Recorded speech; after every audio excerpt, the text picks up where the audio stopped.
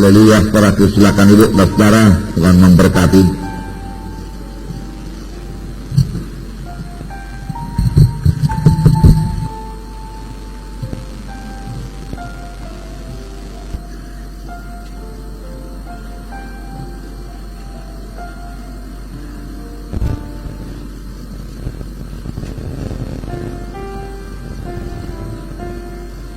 Di pasal 4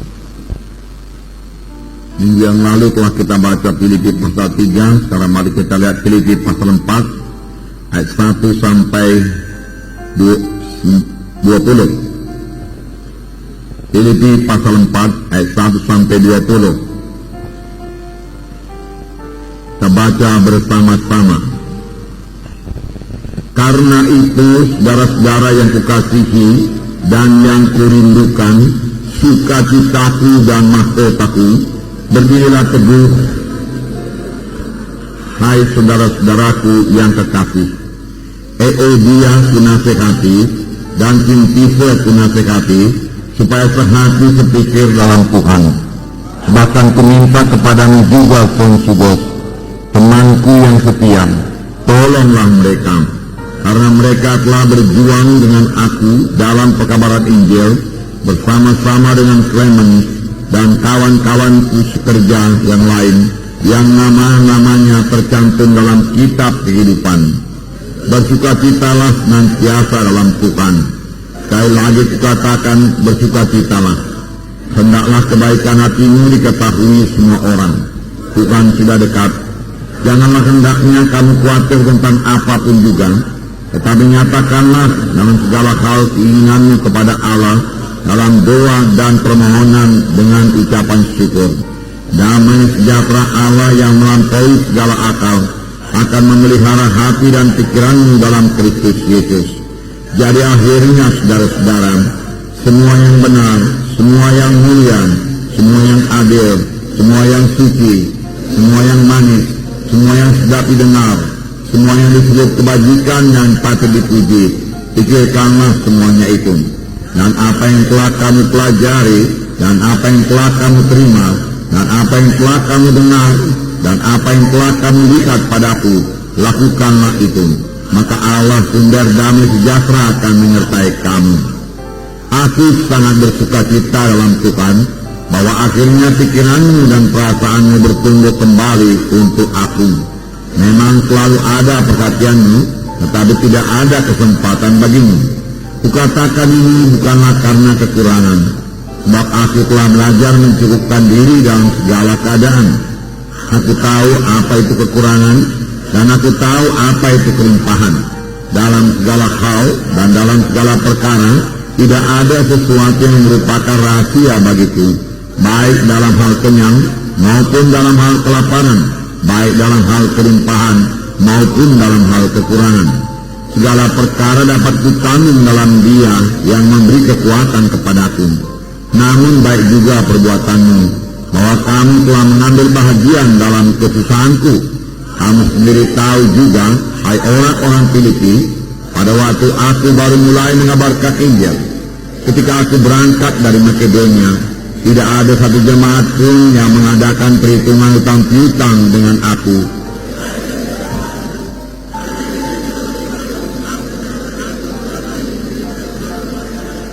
Tetapi yang kuutamakan bukanlah pemberian itu, melainkan buahnya yang makin memperbesar keuntunganmu. Kini aku telah menerima semua yang perlu daripadamu, malah lebih daripada itu. Aku berkelimpahan, karena aku telah menerima kirimanmu dari Epaphroditus, suatu persembahan yang harum, suatu korban yang disukai, dan yang berkenan kepada Allah. Allahku akan memenuhi segala keperluanmu, menurut kekayaan dan kemuliaannya dalam Kristus Yesus. Dimuliakanlah Allah dan Bapa kita selama-lamanya. Amin. Nah, saudara yang kekasih dalam nama Yesus, ini surat Paulus kepada sidang Filipi yang ditulisnya dari penjara. Paulus sangat mengasihi sidang Filipi ini. Saya percaya kalau sekiranya dia tidak dalam penjara, dia akan mengunjungi sidang Filipi di Makedonia ini, saudara. Tetapi karena dia dalam penjara, maka dia menulis surat ini. Surat ini kita lihat ditulis dengan penuh perasaan kasih. Bahkan dia, saudaraku, sangat mengasihi saudaraku dan merindukan anak-anak Tuhan di Filipi. Sehingga dalam ayat 1 dikatakan, saudara-saudaraku yang kukasihi dan yang kurindukan, sukacitaku dan mahkotaku. Beginilah juga teguh dalam Tuhan, hai saudara-saudaraku yang kekasih. Betapa kita melihat kasih Paulus mengalir melalui suratnya. Sidang Filipi sangat dikasihi Paulus, hingga dia berkata, engkaulah sukacitaku. Setiap kali Paulus berdoa dengan sukacita. Kadang-kadang kita berdoa juga, tetapi kita berdoa kurang dengan sukacita. Tuhan suka kalau kita berdoa dengan sukacita. Kalau kita percaya doa kita didengar Tuhan dan dijawab Tuhan. Paulus melihat, saudaraku, sidang Filipi ini akan bertumbuh dengan baik, merupakan satu sukacita yang besar bagi Paulus. Tetapi perhatikan juga Paulus berkata bahwasanya sidang Filipi ini merupakan mahkotanya, mahkotaku, dia katakan. Saudara yang kekasih dalam nama Tuhan Yesus, hasil pekerjaan seorang hamba Tuhan, hasil pekerjaan pelayan-pelayan Tuhan akan diuji kelak. Firman Tuhan berkata, Paulus mau pekerjaannya sungguh-sungguh berhasil, sehingga dari pekerjaannya itu dia memperoleh mahkota. Dari pelayanannya dia memperoleh mahkota. Tentu saja saudaraku, dia harus melayani dengan sungguh-sungguh, dengan mengasihi, dengan merindukan jemaat-jemaat ini. Memang saudaraku, kita harus merindukan jemaat-jemaat yang kita layani, jiwa-jiwa yang kita layani. Inilah sebenarnya dorongan kepada kita untuk melayani mereka itu, karena kita mengasihi mereka itu. Dari dahulu dan sekarang pun kami melayaninya, kami rindu melayani saudara-saudara. Tetapi dulu pun, saudara, waktu kami masih melayani desa-desa, kami mengasihi juga di desa-desa. Kami, saudaraku, merindukan mereka. Kami ingin ketemu untuk membagikan berkat-berkat Tuhan kepada mereka. Paulus berkata, menuliskan hal ini tidaklah berat bagiku minggu yang lalu. Ya? Tidak berat bagi Paulus untuk melayani sidang Filipi. Tetapi karena dia dalam penjara, dia harus menulis surat. Sebenarnya tidak berat bagi Paulus untuk mengunjungi sidang Filipi kalau sekiranya dia bebas. Demikian hendaknya bagi kita. Kalau kita benar-benar mengasihi jiwa-jiwa dalam KKS kita, tidaklah berat bagi kita untuk mengunjungi jiwa-jiwa itu. Tidaklah berat bagi kita, saudara, untuk mengasihi mereka dan memberitakan jalan Tuhan kepada mereka, sehingga mereka semua bertumbuh dengan baik dalam Tuhan. Karena hasil pekerjaan saudara akan diuji kelak. Tuhan yang mengujinya. Paulus berkata, pada hari Tuhan, sidang Filipi inilah merupakan mahkotaku.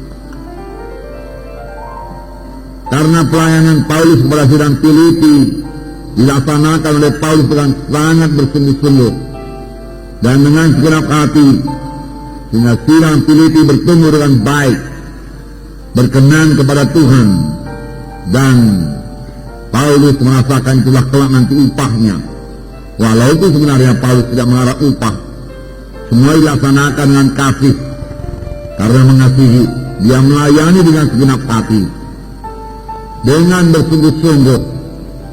Sebenarnya itu saja pelayanan yang diterima oleh Tuhan, saudaraku. Saudara, biarlah Roh Kudus mengajar kita dalam hal ini. Ibrani 13 ayat 17 berkata, taatilah pemimpin-pemimpinmu di dalam Tuhan. Saudara, kita mengaku diri kita pemimpin-pemimpin dan kita mau ditaati. Itu tidak salah, saudaraku. Tetapi ayat itu juga berkata, pemimpin-pemimpin itu bertanggung jawab atas jiwa-jiwa tersebut.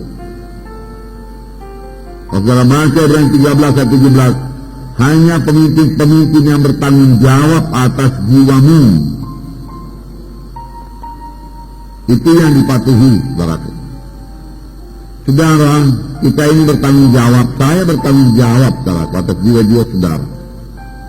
Itu sebabnya, saudaraku, bisa-bisa saya melayani dengan segenap hati. Kapan ada yang meninggal dunia, saudaraku, saya merasa berat, saudara. Kenapa sampai meninggal dunia demikian? Tetapi yang terutama saya selidik apakah dia sudah selamat atau belum. Yang paling penting keselamatan dan tetap dalam keselamatan. Kita sudah mempelajari bahwasanya keselamatan itu bisa luput. Seorang anak Tuhan yang sudah mengaku menerima Yesus sebagai Tuhan dan Juru Selamatnya, dibaptiskan, dapat baptisan Roh Kudus, saudara. Tetapi tidak mau mengubahkan hidupnya dan tetap mau hidup sebagai cara hidup yang lama, hidup dalam kehendak daging, saudaraku, dia tidak akan selamat, saudara. Tanpa penyangkalan diri tidak akan ada keselamatan. Tanpa salib juga tidak akan ada keselamatan. Kita mau hidup dalam dosa, ya, takut kepada manusia, lalu terikut-ikut dengan acara-acara kegelapan, penyembahan berhala, dan lain sebagainya. Saudara, itu dapat meluputkan kita daripada keselamatan jiwa yang sudah diberikan Tuhan kepada kita. Kita tidak sampai mencapai sorga. Di dalam buku Wahyu jelas dikatakan barang siapa yang menang. Itu surat yang ditulis Yohanes kepada ketujuh sidang jemaat di Asia yang semuanya sudah pernah lahir baru, jadi anak-anak Tuhan. Tapi kepada satu sidang yang lain kau disangka hidup tapi baru kau mati. Pada yang lain dikatakan, ya, engkau suam, kumuntahkan engkau, dan lain sebagainya. Lalu dalam tiap-tiap suratnya itu dikatakan, barang siapa yang menang, barang siapa yang menang. Oleh sebab itu, saudara perhatikan jiwa-jiwa dalam KKS saudara. Menangkah dia, saudaraku? Di manakah semua yang dibaptiskan itu menangkah dia, berubahkah hidupnya, saudara? Datangkah dia kebaktian KKS, saudara? Datangkah dia kebaktian minggu, saudara? Berapakah tambahnya KKS, saudara? Berapakah jiwa barunya, saudaraku?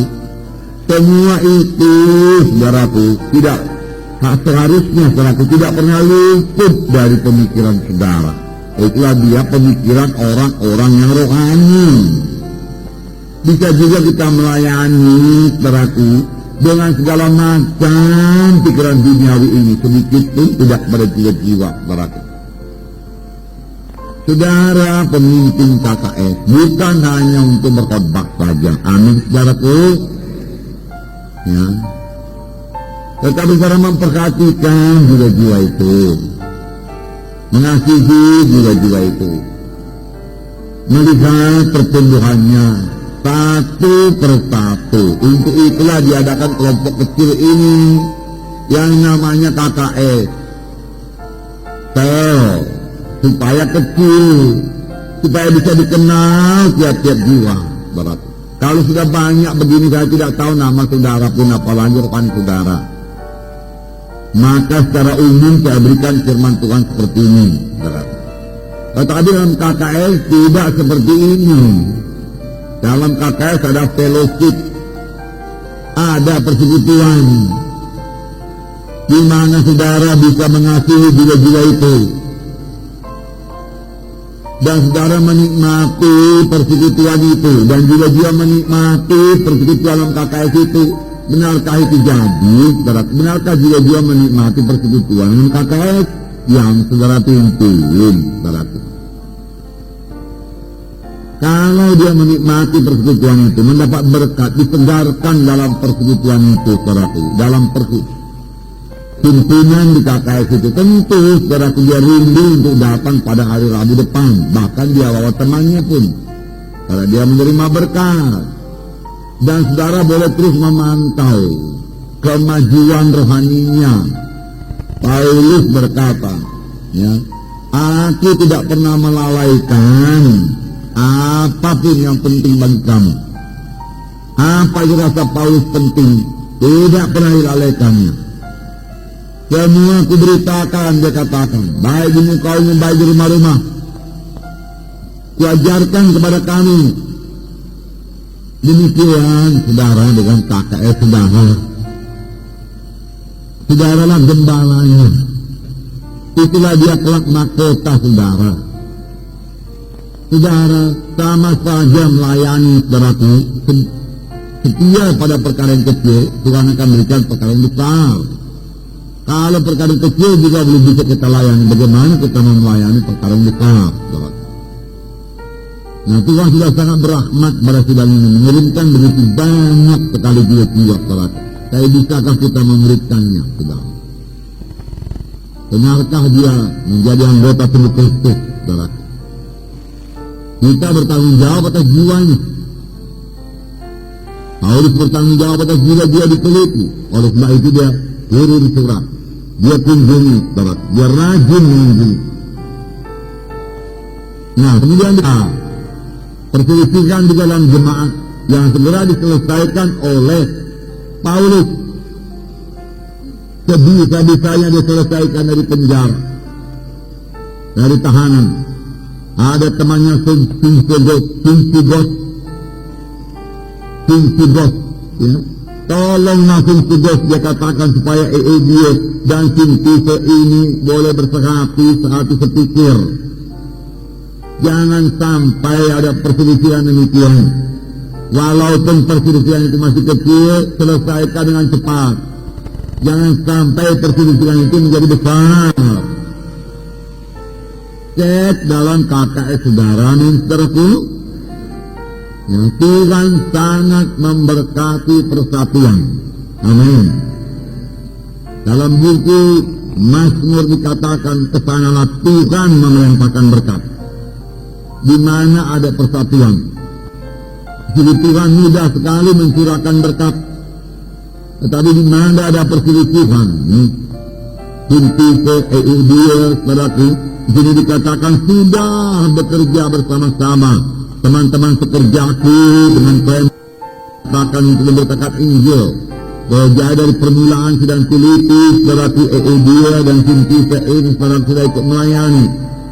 Jangan sampai dia luput, jangan sampai dia masuk dalam kehendak daging. Karena terus menerus dalam perselisihan, saudaraku, akan jatuh pada kehendak daging yang menyulitkan keselamatan. Oleh sebab itu Paulus segera menyelesaikan persoalan. Amin. Demikian juga saudara lihat dengan cermat, saudaraku, ya. Apakah ada yang tidak beres dalam KKS saudara? Ada perasaan tidak enak satu dengan yang lain, segera selesaikan itu. Amin, saudara. Perdamaikan. Anak-anak Tuhan harus mengampuni. Jikalau kamu tidak mengampuni, maka dosamu juga tidak akan diampuni, Tuhan berkata. Dalam hal ini pemimpin KKS harus memiliki hikmat daripada Tuhan. Bagaimana memperdamaikan, bagaimana mempersatukan, saudaraku. Saudara, karena di mana ada perselisihan, apalagi sampai terjadi perpecahan, tidak memihak. Sidang Korintus ditegurkan Paulus karena berpihak-pihak. Tidak ada berpihak-pihak dalam tubuh Kristus, Paulus berkata. Kami semua satu. Kami semua anggota tubuh Kristus, Paulus berkata.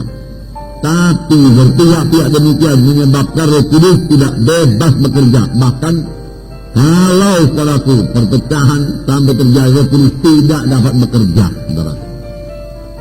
Apa jadinya, saudara, kalau Roh Kudus tidak bekerja? Saudara, kita bisa berkumpul seperti ini, menikmati persekutuan dengan Tuhan, menuju menyembah Tuhan, karena kita, saudaraku, bersatu dalam Tuhan, bersehati, saudaraku. Bisa saling memaafkan satu sama lain, saudaraku. Jangan lupa kita hanya anggota tubuh Kristus.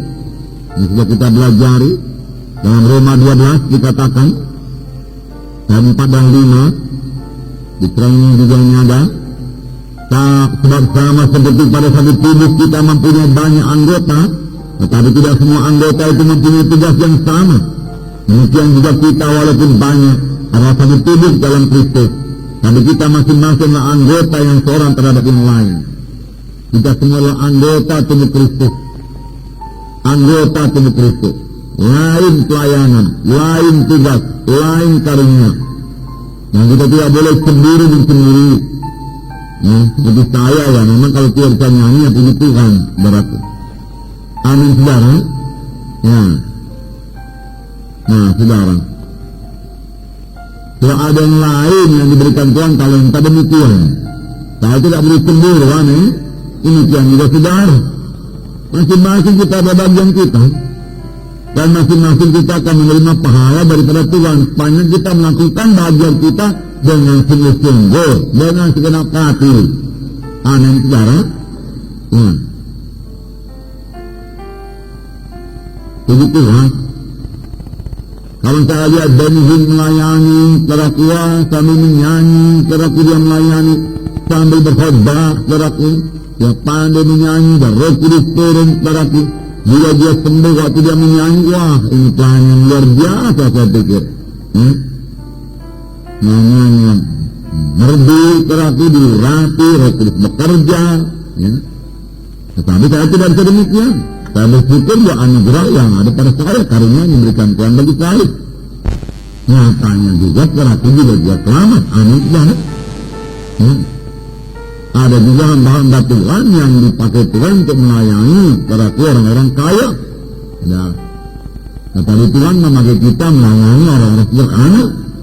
Puji Tuhan, saudaraku. Amin. Walau melayani juga dia sederhana, Tuhan tidak akan berikan kita kekurangan. Amin. Nah, kita bersyukur saja kepada Tuhan, masing-masing ada bahagiannya. Mari kita laksanakan bagian kita dengan segenap hati, dengan sungguh-sungguh. Itu yang perlu, saudaraku. Nah, perlu berdamai sama lain. Kalau ada perselisihan, cepat berdamai. Dalam Markus 9:50 dikatakan berdamai. Markus 9:50 saya membacakan kepada saudara.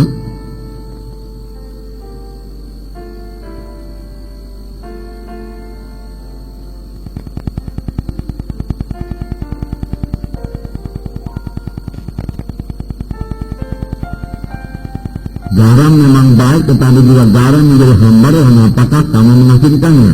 Hendaklah kamu selalu mempunyai garam dalam dirimu dan selalu hidup berdamai yang seorang dengan yang lain. Dan selalu hidup berdamai seorang dengan yang lain.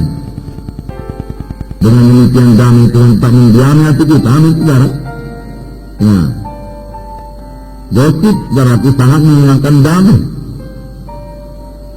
Jangan menggosip, jangan menggunjing, dan jangan mementingkan diri sendiri. Saudara, sebagai anggota tubuh Kristus dalam Filipi pasal 2, saudara, dikatakan janganlah kita mementingkan diri sendiri, perhatikanlah orang lain. Ayat 4 barangkali. Ayat 2. Filipi 2 ayat 2. Karena itu sempurnakanlah sukacitaku dengan ini. Hendaklah kami sehati sepikir, dalam satu kasih, satu jiwa, satu tujuan, dengan tidak mencari kepentingan sendiri atau puji-pujian yang sia-sia. Puji-pujian yang sia-sia berarti dari manusia, ya. Sebaiknya itu tidak usah pun berarti. Kalau saya tidak usah dipuji berarti. Saya sudah cukup lama saya tidak pernah dipuji berarti. Nanti kalau saya puji pun saya jadi terkejut berarti. Saya sudah suka cita karena saya sudah dapat menyampaikan maksud Tuhan. Amin saudara. Ya. Sebaliknya hendaklah dengan rendah hati yang seorang menganggap yang lain lebih utama daripada dirinya sendiri. Menganggap yang lain lebih utama, lebih penting. Oleh sebab itu dia mendoakan saudaranya yang lain tersebut. Bukan menganggap diri kita lebih utama. Setiap kali yang terjadi Sebaliknya ini dari ayat ini, kita menganggap diri kita yang utama, orang lain tidak utama. Lalu firman Tuhan berkata, anggap orang lain lebih utama daripada dirimu sendiri. Amin. Ya, salah evaluasi namanya itu, salah perkiraan. Kita merasa diri kita sangat hebat, sangat diurapi, sangat rohani. Ya, kalau kita merasa orang lain tidak ada apa-apanya, saudaraku. Padahal semua kita yang mendapat tubuh Kristus diselamatkan Tuhan dengan maksud yang begitu indah, saudaraku. Ya, ada karunia Tuhan dalam saudara masing-masing. Saya mengakuinya, saudaraku. Ada karunia Tuhan bagi saya. Biarlah kita saling menghargakan, amin, saudara. Ya, dan saling mendoakan. Nah, anggaplah yang lain lebih utama. Tidak kita menghormati dia, tidak merendahkan dia. Dan janganlah tiap-tiap orang hanya memperhatikan kepentingannya sendiri, tetapi kepentingan orang lain juga. Nah, perhatikan kepentingan orang lain juga. Perhatikan orang lain. Perhatikan anak Tuhan yang lain. Amin, saudara. Itu membuat saudara bertambah-tambah dewasa dengan Tuhan. Nah, karunia-karunia, tugas-tugas, berarti kelengkapan-kelengkapan yang diberikan Tuhan pada anak-anaknya memang berlain-lainan. Tapi semua itu saling melengkapi. Dan kalau kita laksanakan saudaraku dengan sungguh-sungguh, maka pekerjaan Tuhan berjalan dengan lancar. Karena masing-masing pada tempatnya, masing-masing pada posisinya, amin. Masing-masing pada pelayanannya, saudaraku. Tidak ada anggota tubuh Kristus yang tidak berfungsi. Semua anggota tubuh Kristus ada fungsinya, amin. Semua anggota tubuh saya ada fungsinya, saudaraku. Dan Mazmur 133 dikatakan, di mana ada persatuan, ke sana Tuhan mencurahkan berkat. Di dalam rumah tangga ada persatuan, ke situ Tuhan mencurahkan berkat. Amin, saudara. Di Mazmur 133.